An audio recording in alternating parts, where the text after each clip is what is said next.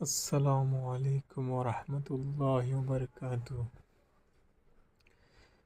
آج دوستو ہم اس بیان کے اوپر اپنا ریاکشن دیں گے۔ آپ سے گزارش ہے اس بیان کو پورا سنیے، انشاءاللہ فائدہ ہوگا۔ تو اللہ تعالیٰ نے قرآن پاک کے اندر بہت ساری چیزوں کو سمجھانے کے لیے اور ان کی اہمیت کو بتانے کے لیے قرآن پاک کے اندر قسم کھا کر بیان کیا ہے۔ جیسے نبی پاک صلی اللہ علیہ وسلم کی شان بتائی تو قسم کھائی، والضحیٰ واللیل اذا سجا، قسم ہے آپ کے روشن چہرے کی، قسم ہے رات کی اندھیری کی، اور اللہ کے نبی صلی اللہ علیہ وسلم کے بعد اللہ تعالیٰ نے انسان کی پیدائش اور اس کی خوبصورتی کو سمجھانے اور بتانے کے لیے قرآن پاک میں 4 قسمیں کھائیں۔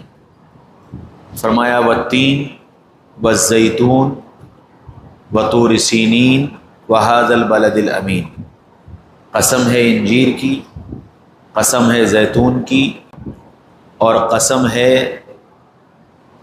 طور پہاڑ کی، اور قسم ہے آپ کے شہر کی۔ لقد خلقنا الانسان فی احسن تقویم، کہ ہم نے انسان کو بہت خوبصورت سانچے میں ڈھالا ہے۔ ایسے ہی بہت سی جگہوں پر اللہ تعالیٰ نے بہت ساری باتیں قسم کھا کر بیان کی، اور قسم کھا کر بیان کرنے کا مقصد یہ ہوتا ہے کہ اس بات کی اہمیت کو لوگ سمجھیں کہ یہ بات کتنی اہم۔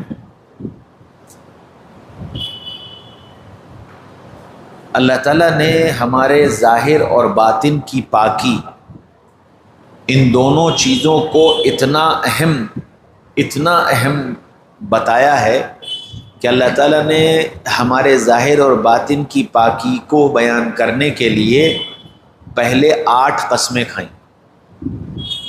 فرمایا والشمس وضحاها، قسم ہے سورج کی اور اس کی روشنی کی، والقمر اذا تلاها، اور قسم ہے چاند کی جب وہ چلے، والنہار اذا جلاها، اور قسم ہے دن کی جب وہ روشن ہو جائے، واللیل اذا یغشاها، اور قسم ہے رات کی جب وہ چھا جائے،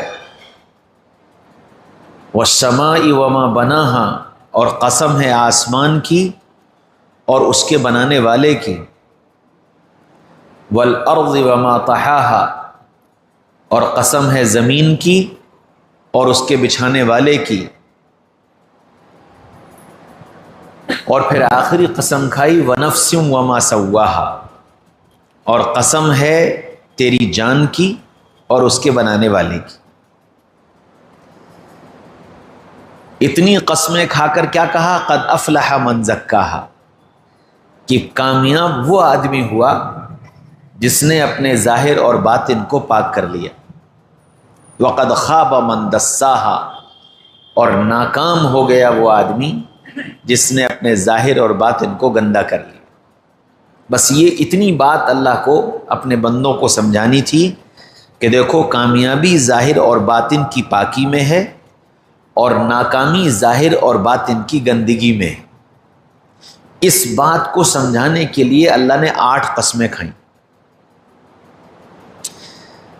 اچھا، بالکل جیسے ہمارا اور آپ کا مزاج ہے، اس انداز سے اللہ تعالیٰ نے بیان کیا کہ ہم کسی کو اپنی کسی بات کا اطمینان دلانا چاہتے ہیں کہ سامنے والا ہماری بات کو سچ جانے، اور ہماری بات پر اعتبار کر لے، تو ہم پہلے بہت ساری دلیلیں دیتے ہیں کہ دیکھو یہ دلیل ہے میری بات سچا ہونے کی، دیکھو یہ دلیل ہے میرے بات سچا ہونے کی، اور سامنے والا پھر بھی نہیں مانتا، تو آخر میں کیا کہتے ہیں؟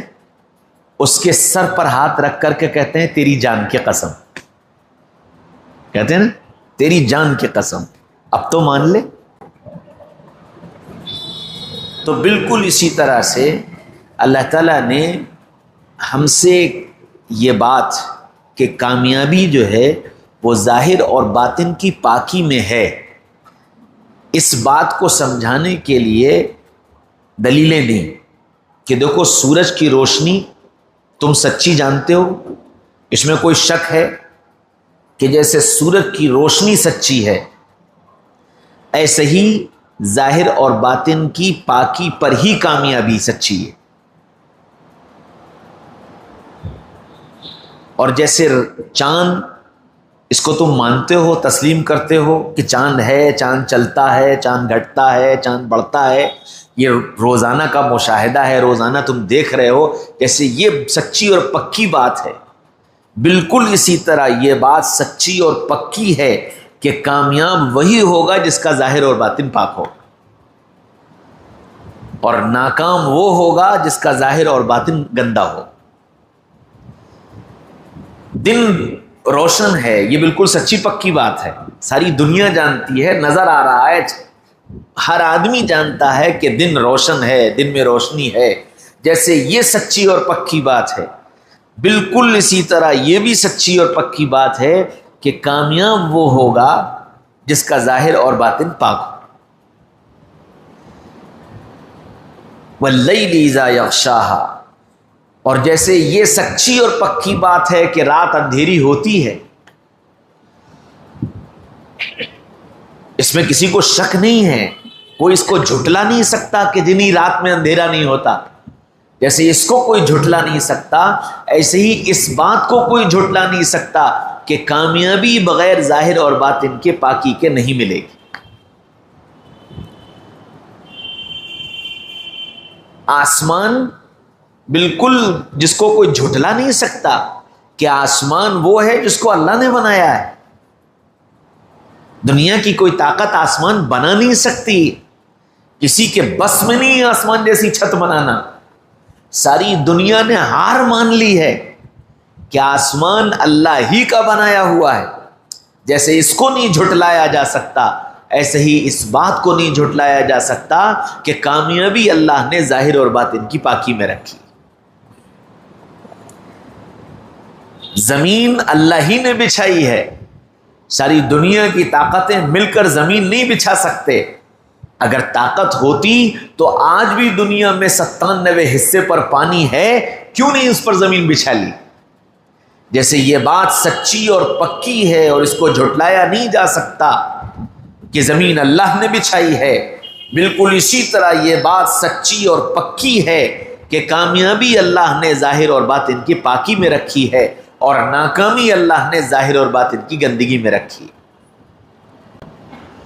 اور پھر کچھ نہیں سمجھ میں آ رہا، نہ آسمان سمجھ میں آئے، نہ زمین سمجھ میں آئے، نہ سورج چمن سمجھ میں آئے، نہ چاند سمجھ میں آئے، نہ دن سمجھ میں آئے، نہ رات سمجھ میں آئے، کچھ نہیں سمجھ میں آ رہا۔ اپنی جان تو سمجھ میں آ رہی ہے، اپنا وجود تو سمجھ میں آ رہا ہے، اور اس وجود کو کس نے بخشا یہ بات تو سمجھ میں آ رہی ہے۔ ساری دنیا کی طاقتیں مل کر میری ایک آنکھ نہیں بنا سکتی، میرا ایک بال نہیں بنا سکتی، میری آواز نہیں بنا سکتی، میرے انگلیوں کی پکڑ نہیں بنا سکتی۔ اپنی جان پر غور کر لو، جیسے یہ بات سچی اور پکی ہے کہ میرا اور تمہارا بنانے والا اللہ ہے، ایسے ہی یہ بات بھی سچی اور پکی ہے کہ کامیابی اللہ نے ظاہر اور باطن کی پاکی میں رکھی۔ سوچو اللہ کی نگاہ میں میری اور تمہارے ظاہر اور باطن کی پاکی کتنی بڑی چیز اور کتنی اہم چیز کہ اللہ تعالیٰ بار بار قسم کھا کھا کر اور یہ چاہتے ہیں کہ میرے بندے اپنے ظاہر اور باطن کی پاکی کو سمجھیں کہ یہ ظاہر اور باطن کی پاکی ہے کیا چیز۔ عام طور پر ہم نے ظاہر اور باطن کی پاکی یہ سمجھا ہے کہ ہمارے کپڑے صاف ستھرے ہوں، عطر لگا ہوا ہو، بالوں میں کنگھی ہو، کپڑوں پر کوئی داغ دھبا نہ ہو، تو ہم یہ سمجھتے ہیں کہ ہمارا ظاہر پاک صاف اور ہمارا باطن پاک صاف، تو ہم نے اس کا ایک معیار بنا لیا ہے۔ ہر آدمی کا اپنا الگ معیار ہے باطن کی پاکی کا۔ کوئی باطن کی پاکی کا معیار یہ سمجھتا ہے کہ مجھے سچ بولنا چاہیے، کوئی باطن کی پاکی کا معیار یہ سمجھتا ہے کہ مجھے تہجد پڑھنی چاہیے، کوئی اپنے باطن کی پاکی کا معیار یہ سمجھتا ہے کہ مجھے حلال کمانا چاہیے، کوئی اپنی باطن کی پاکی کا معیار یہ سمجھتا ہے کہ مجھے اپنے اخلاق اچھے کرنے چاہیے۔ الگ الگ ٹارگٹ ہم نے اپنے باطن کے پاکی کے بنا رکھے ہیں، اور وہ ایک چیز کے حاصل ہو جانے کے بعد آدمی یہ سمجھتا ہے کہ میں باطن سے بھی پاک ہوں، میں تو بہت اچھا آدمی ہوں، میرے اندر تو کوئی کمی ہے ہی نہیں۔ لیکن اللہ تعالیٰ نے ظاہر اور باطن کی پاکی کیا بتائی، اور نبی پاک صلی اللہ علیہ وسلم نے ظاہر اور باطن کس چیز کو کہا ہے، اس کو سمجھنا اور اس ظاہر اور باطن کو پاک کرنا، یہ اللہ تعالیٰ چاہتے ہیں۔ تو ہماری ظاہر کی پاکی کا مطلب یہ ہے کہ ہماری آنکھ غلط نہ دیکھیں، ہمارے کان غلط نہ سنیں، ہماری زبان غلط نہ بولے، ہمارے ہاتھ غلط نہ پکڑیں، ہمارے پیر غلط نہ چلیں۔ یہ تو ظاہری اعضاء ہیں کہ یہ غلط استعمال نہ ہو، کہ ان کو پاک کرو۔ آنکھ پاک ہو، زبان پاک ہو، ہاتھ پاک ہو، پیر پاک ہو، کان پاک ہو، کہ ان سارے اعضاء کو پاک کر لینا۔ ایک تو یہ ظاہری پاکی۔ پھر ظاہری پاکی میں ہمارے اخلاق اچھے ہوں، معاملات اچھے ہوں، معاشرت اچھی ہو، جو ساری دنیا کو نظر آ رہی ہے۔ ظاہر کہتے ہیں نظر آنے والا، تو ہماری یہ ساری چیزیں دنیا کو نظر آ رہی ہیں، ہمارے معاملات دنیا کو نظر آ رہے ہیں، ہمارے زبان کے بول دنیا سن رہی ہے، ہمارے بچوں کی تربیت دنیا دیکھ رہی ہے، ہمارا بیوی بچوں کے ساتھ، ماں باپ کے ساتھ رہنا سہنا دنیا دیکھ رہی ہے۔ تو یہ جو دنیا کو نظر آ رہا ہے، یہ سب پاک ہو، یہ سب اچھا ہو، خوبصورت ہو، کیونکہ زبان کے بول اگر گندے ہوں گے تو پھر ہم ظاہری اعتبار سے پاک نہیں ہیں۔ آنکھ کا دیکھنا اگر غلط ہوگا تو ہم ظاہری اعتبار سے پاک نہیں ہیں۔ ہاتھ کا استعمال غلط ہوگا تو ہم ظاہری اعتبار سے پاک نہیں ہیں، چاہے کتنے صاف کپڑے پہنے ہوں، چاہے کتنی ہم نے خوشبو لگا رکھی ہو، ہم ناپاک ہیں، ہم گندے ہیں۔ ہمارے کانوں کا سننا اگر غلط ہوگا تو ہم ناپاک ہیں، گندے ہیں۔ ہمیں اپنے ان سارے اعضاء کا استعمال صحیح کرنا ہوگا تو ہم پاک بنیں گے، جس کا اللہ تعالیٰ نے مطالبہ، اور اسی پاکی پر اللہ نے کامیابی کا وعدہ کیا ہے۔ کپڑے سفید ہونے پر کامیابی کا وعدہ نہیں ہے، کپڑے تو پھٹے پرانے ہوں، میلے کچیلے ہوں۔ حدیث شریف میں آتا ہے کہ بہت سے اللہ کے بندے جن کے جسم گرد سے، دھول سے گردآلود ہوتے ہیں، اور جن کے کپڑے پھٹے پرانے ہوتے ہیں، لوگ ان کو دیوانہ سمجھ رہے ہوتے ہیں، لیکن وہ اللہ کی نگاہ میں اتنے کامیاب ہیں کہ اگر وہ اللہ سے کسی بات کی قسم کھا کر یہ کہہ دیں کہ اللہ تجھ کو تیری ذات کی قسم تجھے یہ کرنا ہے اللہ وہ کر دیتا ہے. تو پتہ یہ چلا کہ کپڑوں کی پاکی کی صفائی ستھرائی ظاہری پاکی نہیں ہے. ظاہری پاکی کا مطلب ہے ہمارے جسم کا گناہوں سے پاک ہونا، ہماری زبان کا کڑوے بول سے پاک ہونا، گندے بول سے پاک ہونا، ہمارے مزاج کا بد اخلاقی سے پاک ہونا، ہمارے مزاج کا غصے سے پاک ہونا، کیونکہ یہ دنیا کو نظر آئے گا، ہمارا غصہ دنیا کو نظر آئے گا، ہمارے زبان کے بول دنیا کو نظر آئیں گے. یہ سب ظاہر ہے کہ یہ سب پاک صاف ہو،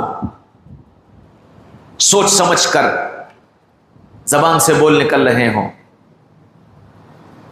قرآن ایک ایک عضو کے استعمال کو بتا رہا ہے اور حدیث ایک ایک عضو کے استعمال کو بتا رہی ہے کہ یہ آنکھ کیسے پاک ہوگی. قل للمؤمنین یغضوا من ابصارہم، ایمان والوں سے کہیے اپنی نگاہوں کو نیچا رکھا کریں. اب یہ نگاہ نیچی رہے گی تو پاک رہے گی. ماشاءاللہ مولانا نے کتنا پیارا بیان کیا. آج معاشرے کو اس بیان کی ضرورت ہے. آج جو ہے معاشرہ گناہ کے کام کو پھیلا رہا ہے.